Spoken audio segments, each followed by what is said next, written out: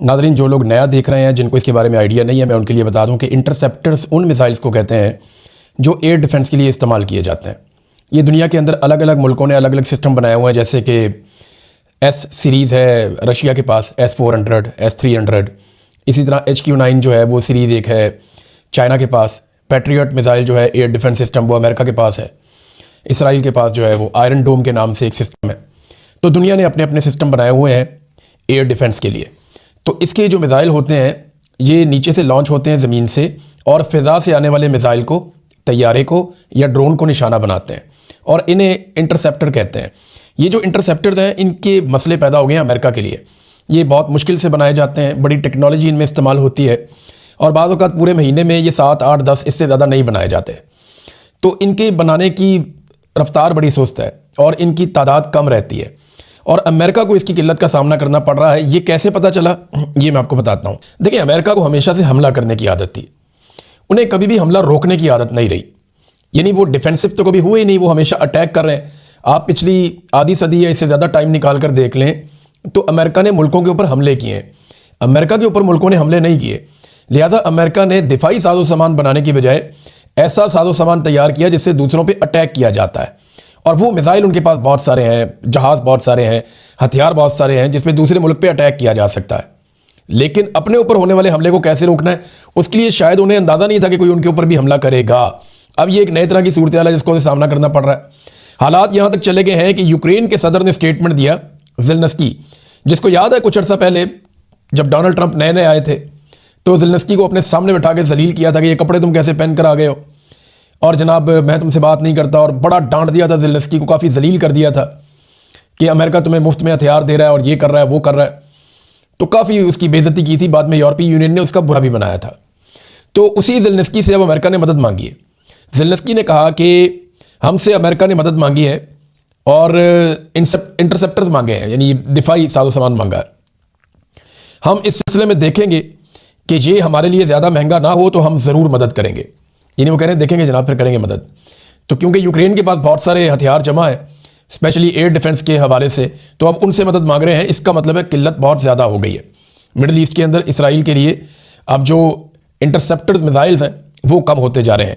White house की तर्जुमान ने एक स्टेटमेंट दिया, उस तर्जुमान की स्टेटमेंट को देख के भी इसी बात का आइडिया होता है।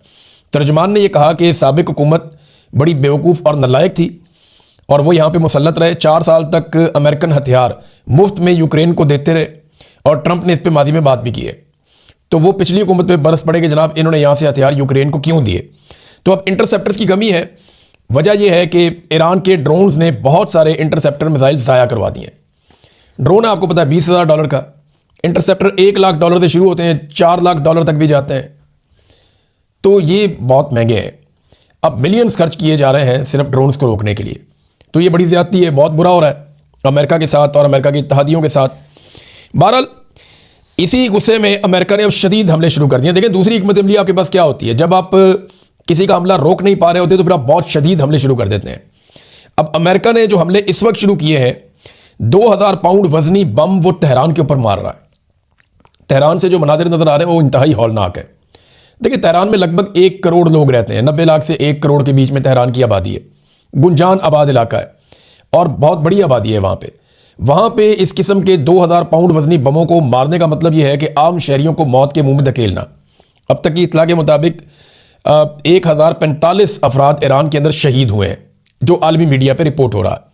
ये बहुत बड़ी तादाद में शहादतें हैं इतने कम वक्त के अंदर। तो ईरान में बहुत तबाही फैली है, बहुत तेज़ी से बम्बारमेंट की जा रही है ईरान के मुख्तलिफ इलाकों में अमेरिका की जानिब से। अमेरिका और इसराइल चारों तरफ से ईरान को घेर के उसके साथ लड़ रहे हैं और इस वक्त बड़ी खौफनाक तबाही फैला रहे हैं जिसमें सिविलियंस का नुकसान हो रहा है। अक़वाम मुत्तहिदा कुछ नहीं कर रहा, दुनिया के ममालिक कुछ नहीं कर रहे, यूरोपीय यूनियन कुछ नहीं कर रहा, और अमेरिका और इसराइल लगातार खौफनाक हमले कर रहे हैं ईरान के अंदर। दूसरी तरफ ईरान ने अपने नए तरह के ड्रोन जो है वो इस्तेमाल करने शुरू कर दिए, क्योंकि अमेरिका सटपटा गया, वो बहुत परेशान है। जो शाहिद ड्रोन है ईरान का, जिसकी आप बहुत सारी तस्वीरें और वीडियोस देख रहे हैं, वो लॉन्च हो जाता है, छोटा सा ड्रोन है, वो जाता है, ये खुदकुशी करता है ड्रोन, ये सीधा जाता है, जाके टकराता है और धमाका कर देता है। अब ये ड्रोन जो है इनकी रफ्तार भी कम थी, इनकी आवाज़ भी बहुत ज़्यादा थी, और ये पहचाने भी जाते थे, पकड़ में भी आ जाते थे। तो ईरान ने ये ड्रोन बहुत बड़ी तादाद में इस्तेमाल किए। लेकिन याद रहे, ये ईरान का वो ड्रोन है जो उनका बेसिक ड्रोन है, जो उन्होंने पहले बनाया था। अब उन्होंने और भी जदीद ड्रोन बना रखे हैं। अब ईरान ने कल के दिन से अपने निस्बतन जदीद ड्रोन हदीद 110 ये निकाले अब, और इनको इस्तेमाल करना शुरू किया। इनकी रफ्तार भी ज़्यादा है और इनकी शनाख्त भी इतने आराम से नहीं होती, यानी ये पहचान में नहीं आते और ये अपने टारगेट तक पहुंच जाते हैं। तो ये एक नई तरह की मुसीबत, अब एक मुसीबत से जान नहीं छूट रही थी, पिछले ड्रोन भारी पड़े हुए थे, तो ये उससे बेहतर ड्रोन ईरान निकाल कर लाया। लेकिन जो ब्रीफिंग हुई है ना कैपिटल हिल में, ये अमरीकी हुकाम ने ब्रीफिंग दी है सेनेटर्स को, तो उस ब्रीफिंग के अंदर एक बात का एतराफ़ किया है अमरीकी हुकाम ने कि ये जो शाहिद ड्रोन हैं इनका अभी तक हम कोई हल नहीं निकाल सके। हमें समझ नहीं आ रही कि इनको कैसे रोकना है, क्योंकि ये बहुत कम कीमत के ड्रोन हैं। इनको रोकने के लिए बहुत भारी हमें हथियार इस्तेमाल करना पड़ता है, बहुत कीमती हथियार इस्तेमाल करना पड़ता है, जिसकी किल्लत पैदा हो रही है। तो हमारे पास इसके खिलाफ कोई हिकमत अमली नहीं है और हमें अंदाज़ा नहीं था कि हमें इतना भारी पड़ जाएगा। ये जनाब वो एतराफ़ कर रहे हैं। ईरान के लिए जो सबसे बड़ा चैलेंज है ना, मैंने पहले भी आपको कहा था, वो अब भी वही है। ईरान को अपनी चेन ऑफ कमांड हर हाल में बरकरार रखनी होगी। ईरान की अगर चेन ऑफ कमांड टूट गई और एक मरतबा ईरानी बिखर गए तो यहां से फिर अमेरिका और इसराइल का बहुत बड़ा फायदा हो जाएगा। ईरान को हर हाल में अपनी मौजूदा क़यादत को जिंदा रखना होगा, उन्हें बचाना होगा और एक चेन ऑफ कमांड बरकरार रखनी होगी कम से कम अगले 1 महीने तक, या जब तक ये जंग चलती रहती है। जब तक ये जंग चलती रहेगी और जंग के बाद भी उन्हें हर हाल में अपनी क़यादत को जिंदा रखना होगा और एक चेन ऑफ कमांड को बरकरार रखना होगा। चेन ऑफ कमांड का मतलब यह है कि ऊपर से नीचे तक अहकामात बराह रास्त पहुंचते रहे, यानी जो आखिरी आदमी खड़ा है, जो एक्ट करने वाला है, वहां तक ऊपर से जो अहकामात है उनकी चेन टूटनी नहीं चाहिए। चेन ऑफ कमांड रहनी चाहिए और कंट्रोल रहना चाहिए सिस्टम के ऊपर, इदारों के ऊपर, लोगों के ऊपर, फोर्सेस के ऊपर, और कंट्रोल के साथ पूरी कमांड होनी चाहिए। ये चेन ऑफ कमांड अगर ईरान बचाने में कामयाब हो जाता है तो ये उसकी सबसे बड़ी कामयाबी होगी। ईरान ने कुछ और भी एक्सपोज किया है। इन्होंने बताया जी कि फॉल्स फ्लैग ऑपरेशन टाइप की चीज़ें की जा रही हैं ताकि बाकी मुल्कों को इसराइल और अमेरिका के साथ मिलकर ईरान पर हमला करने के लिए उकसाया जा सके। इस हवाले से कुछ चीज़ें सामने आई हैं, मैं आपके साथ शेयर करता हूं। नंबर 1 तो ये पता चला कि एक तो ईरान ने अपने पड़ोसियों को एक पैगाम दिया, पहले मैं आपको पढ़ के सुनाता हूं, ये अहम है, ये बड़ा ज़रूरी है। मैंने आपको पिछले वीलॉग में कहा ना कि ईरान के लिए बहुत ज़रूरी है कि वो अरब ममालिक को अपने कंट्रोल में रखे या उनके साथ राब्ते में रहे। ईरान के सदर ने अपने पड़ोसी मुल्कों के सरबराहों के नाम एक पैगाम जारी किया है। अपने बयान में ईरानी सदर ने कहा कि हम सफारतकारी के जरिए जंग से गुरेज करने की हमने पूरी कोशिश की है। हमने कोशिश की कि मुज़ाकरात हो जाए, सफारतकारी हो जाए, लेकिन सहूनी अमरीकी फ़ौज की जारहियत ने हमारे पास अपने दिफा के सिवा कोई दूसरा रास्ता छोड़ा ही नहीं। यानी हम पे इन्होंने जब अटैक कर दिया, हमें मारना शुरू कर दिया, तो हमारे पास अपना दिफा करने के अलावा दूसरा कोई रास्ता नहीं था। इन्होंने पड़ोसी मुल्कों के सरबराहों को मुखातिब करते हुए कहा कि हम आपकी खुद मुख्तारी का एहतराम करते हैं और हम ये समझते हैं कि खित्ते में अमन व इस्तेहकाम यहाँ की रियासतों की मजमूई कोशिशों से ही हासिल किया जा सकता है। ये बड़ी अक्लमंदी की है। तमाम अरब ममालिक को पैगाम दिया कि हम आपकी खुद मुख्तारी का एहतराम करते हैं, लेकिन हमारे पास कोई रास्ता नहीं था अमेरिका को और इसराइल को जवाब देने के अलावा, क्योंकि उन्होंने हमें दीवार के साथ लगाया। हम तो मुज़ाकरात करना चाह रहे थे, हम तो चाह रहे थे कि सफारतकारी के जरिए से मसला हल हो जाए, लेकिन इन्होंने ऐसा होने नहीं दिया। अब नाज़रीन, जहाँ पे इसकी कोई तफसील है मैं आपके साथ शेयर करता हूँ। ये मिडल ईस्ट आई ने इसको लिखा है कि Iranian official says Israel carried out some of the drone strikes on Gulf energy sites. वो ये कह रहे हैं कि गल्फ की कोई एनर्जी साइट्स हैं जहाँ पे ईरानी सोर्सेज ये कहते हैं कि जो हमले किए गए हैं वो इसराइल की जानिब से किए गए। अब अरब ममालिक के एनर्जी साइट्स के ऊपर इसराइल हमला कर रहा है, तो इसका मतलब क्या है? सोर्सेज से that some of the attacks namely on oil refineries, ports and civilian targets were carried out by Israel to provoke Gulf state into entering war. वो कहते हैं वो जंग के अंदर घसीट के लाना चाहता है, वो उकसा रहा है इन ममालिक को कि आ जाओ जंग के अंदर। अभी यहां पे इसमें ना कुछ और इंफॉर्मेशन भी आई है हमारे पास। वो इंफॉर्मेशन ये बताती है कि साइप्रस में जो बरतानवी बेस के ऊपर अटैक हुआ था, वहां पे भी ईरान की तरफ से मिसाइल नहीं आया था, यानी वो जो हमला हुआ था वो ईरान की जानिब से नहीं आया था, ये भी कंफर्मेशन हुई है।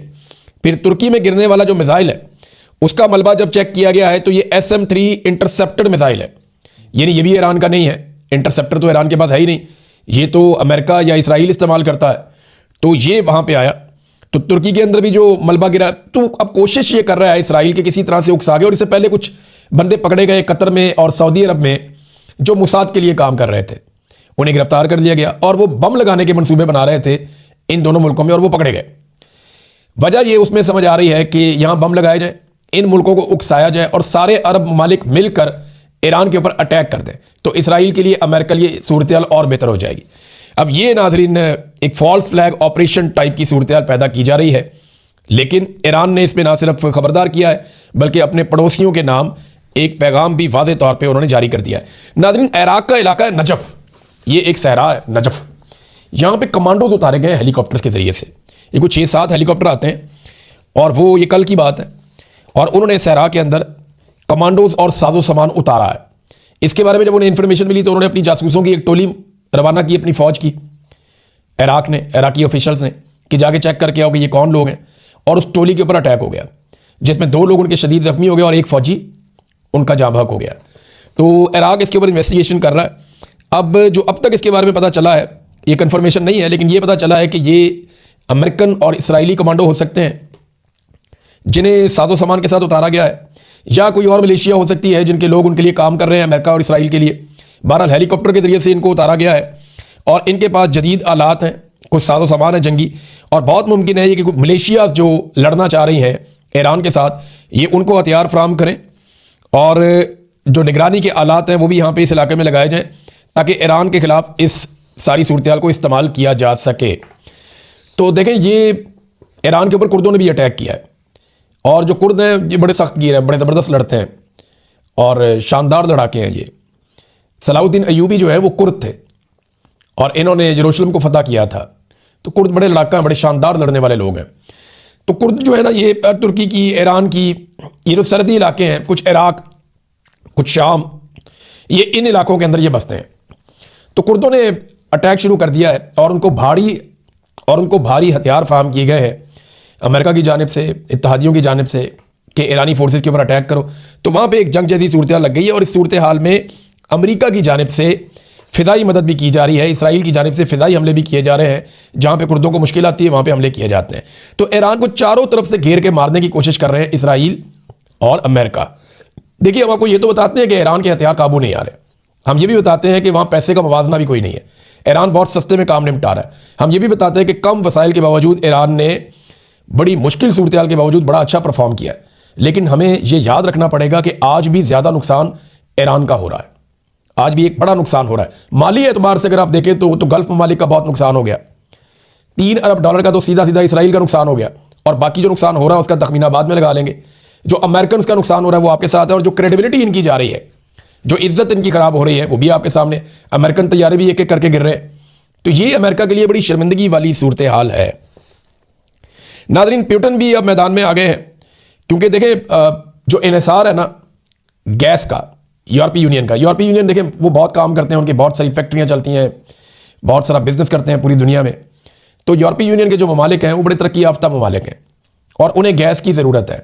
अब वो गैस की ज़रूरत पूरी करते हैं, कोई नॉर्वे से लेते हैं, कुछ अमेरिका से लेते हैं, कुछ अज़रबैजान से लेते हैं, कोई रशिया से लेते हैं। और रशिया से उन्होंने गैस लेना कम किया था। रशिया की गैस पाइपलाइन आती है बाकायदा यूरोपीय यूनियन तक, रशिया से लेकर। तो रशिया की गैस उन्होंने कोशिश की कि वो कम खरीदें और कतर से गैस लेना शुरू करें, ताकि रशिया को यूक्रेन के साथ लड़ाई करने के बदले में थोड़ा सबक सिखाया जा सके। अब हुआ यह है कि कतर से तो गैस आना बंद हो गई, कतर ने पाकिस्तान के साथ भी अपना मुआहदा मुअत्तल कर दिया। ये पाकिस्तान के लिए एक नई मुसीबत बन गई है। लड़ाई उधर हो रही है, मुसीबत पाकिस्तान के लिए बन रही है, क्योंकि पाकिस्तान ने कतर के साथ $5 अरब और $60 करोड़ का एक मुआहदा कर रखा था LNG का, और हर महीने कोई 9 कार्गोज आते थे LNG के, जो हम सप्लाई देते हैं पूरे पाकिस्तान में, कारखानों को भी, फैक्ट्रियों को और आम शहरियों को। तो यही गैस इस्तेमाल होती है पाकिस्तान में। अब हुआ यह है कि कतर ने वो मुआहदा मुअत्तल कर दिया, एक शिक का फ़ायदा उठाते हुए कि नागहानी हालात अगर हो जाएं तो वो मुअत्तल कर सकते हैं। तो उन्होंने मुअत्तल कर दिया, जी हालात ऐसे नहीं है, हमने गैस की प्रोडक्शन कम कर दी है, लिहाजा पाकिस्तान को अब गैस फराम नहीं की जाएगी। ये पाकिस्तान के लिए एक एनर्जी का बहुत बड़ा क्राइसिस आ सकता है आने वाले दिनों में। हमारी इंडस्ट्री बहुत बुरी तरह मुतासिर हो सकती है। चले, इस पर हम बात करते हैं, लेकिन वापस आ जाएं कि क्योंकि जब गैस की कमी पैदा हुई, कतर से गैस नहीं आ रही, तो यूरोपीय यूनियन के अंदर गैस की कीमत एकदम बढ़ गई। अब यहां पे पुतिन ने दबाव बढ़ाने के लिए ये स्टेटमेंट दिया है, और ये मैदान में आ गया पुतिन भी, और उन्होंने कहा कि उनका मुल्क यूरोप को कुदरती गैस बंद करने पर गौर करेगा ताकि वो यूरोप के मुकाबले में बेहतर मुल्कों को गैस फराहम कर सकें। तो अब जबकि उनको ज़्यादा गैस की ज़रूरत है और रशिया ये धमकी लगा रहा है, तो इसका मतलब क्या है? इसका मतलब ये है कि जो भी यूरोपीय मुल्क ईरान के खिलाफ जंग में जाएगा, वहां से रशिया इनकी गैस बंद कर देगा। तो एनर्जी की जरूरत तो सबको रहती है। आप ना, हरमज के बंद होने से पूरी दुनिया के अंदर रोला बना हुआ है। एक जंगी मशक़ें कर रहा था ईरान का एक शिप, उसको अमेरिका ने डबो दिया है मुबैना तौर पे, और उसमें बहुत सारे ईरानी फौजी शहीद हो गए हैं। हालांकि ये शिप जंगी मशक़ें करके वापस आ रहा था, इसका जंग के अंदर किसी किस्म का कोई किरदार, कोई रोल नहीं था। लेकिन देखें, जितने भी आलमी इखलाकी या कवानीन या दूसरी चीज़ें, उनको तो पसे पुश डाल दिया ना, वो तो फ़र्क कर दिया। और जंग में आपको पता है पहला कत्ल सच का हो जाता है। तो यही इस वक्त हो रहा है, जिसकी लाठी उसकी भैंस, और एक दूसरे को मार रहे हैं। नाज़रीन, दो खबरें और हैं मेरे पास। एक खबर तो ये है कि अमेरिका ने पाकिस्तान से भी इमरजेंसी के अलावा अपना बाकी सारा अमला उनके खानदानों समेत निकालना शुरू कर दिया, बल्कि अहकाम जारी कर दिया, निकल जाओ पाकिस्तान से भी। ऐसा क्या होने जा रहा है कि अमेरिका पाकिस्तान से भी अपना अमला निकाल रहा है? ये बात समझ में आने वाली नहीं है। पाकिस्तान में हालात तकरीबन नॉर्मलाइज हो गए हैं, और अब कोई बहुत बड़े बड़े जलसे जुलूस भी नहीं हो रहे, और पाकिस्तान की गवर्नमेंट में, फौज में यह सलाहियत है कि अगर कोई जुलूस जाए अमेरिकन एम्बेसी की तरफ तो उनको रोक सकें। लेकिन फौरी तौर पर पाकिस्तान से लोगों को निकाल कर ले जाना, देखें, ये मुजाहरे तो बांग्लादेश में भी हो रहे हैं, इंडिया में भी हो रहे हैं, बाकी जगह पे भी हो रहे हैं, लेकिन वहां से अमेरिका निकाल नहीं रहा अपने लोगों को। अमेरिका ने मिडिल ईस्ट से अपने लोगों को निकाला और पाकिस्तान से अपने लोगों को निकाल रहा है। ऐसा क्या करने जा रहा है पाकिस्तान या अमेरिका यहाँ पे, जिसकी वजह से उन्होंने पहले से ही अपने शहरियों को पाकिस्तान से निकालना शुरू कर दिया है, सिर्फ इमरजेंसी स्टाफ पाकिस्तान में छोड़ दिया है? इसका जवाब अभी हमारे पास नहीं है, लेकिन हो सकता है कि आने वाले दिनों में हमारे पास इसका जवाब हो। लेकिन एक चीज़ हुई है डोनाल्ड ट्रंप की इस हरकत से। देखिए, पूरा का पूरा अमेरिका परेशान हो गया। अमेरिकन शहरी, अमेरिकन सियासतदान, अमेरिकन मीडिया, उनके एक्टिविस्ट, उनके दिफाई तजिया करो, सारे सर पकड़ के बैठे हैं कि डोनाल्ड ट्रंप ने बगैर किसी प्लानिंग के इतनी बड़ी कार्रवाई डाल दी, अमेरिका के ऊपर अटैक कर दिया। लेकिन सेनेट ने फिर भी फ़ायदा दिया डोनाल्ड ट्रंप को। वहाँ 100 वोटों की गिनती होती है, वहाँ ये कहा गया कि कांग्रेस से मंजूरी के बगैर डोनाल्ड ट्रंप जंग ना करे। ये करारदाद लाई गई, लेकिन इसको मुस्तरद कर दिया गया। 52 वोटों से डोनाल्ड ट्रंप को फ़ायदा हुआ और उसकी बचत हो गई। लेकिन इसके बावजूद अमेरिका में डोनाल्ड ट्रंप की साख को बहुत नुकसान पहुंचा, उसको फेस सेविंग चाहिए। वो कैसे मिलेगी हम कुछ कह नहीं सकते, लेकिन 48 घंटों में आलमी स्टॉक मार्केट में 3200 अरब डॉलर का नुकसान हुआ है। 3200 अरब डॉलर्स। 1 अरब डॉलर के लिए हम मिन्नतें करते हैं लोगों की, यहां 3200 अरब डॉलर्स, 3.2 ट्रिलियन डॉलर्स का आलमी तरफ ये नुकसान हो गया स्टॉक में। सिर्फ अमेरिका के अंदर होने वाला नुकसान जो है वो सबसे ज़्यादा है, 1.7 ट्रिलियन डॉलर्स, यानी 1700 अरब डॉलर्स का अमेरिका की स्टॉक मार्केट में नुकसान हुआ है 48 घंटों के अंदर। पूरी दुनिया हिलकर रहेगी इस लड़ाई से।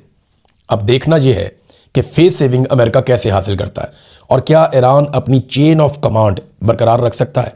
यही है सबसे बड़ा सवाल। अब तक के लिए इतना ही। अपना ख्याल रखिएगा, अपने चैनल का भी। अल्लाह हाफ़िज़।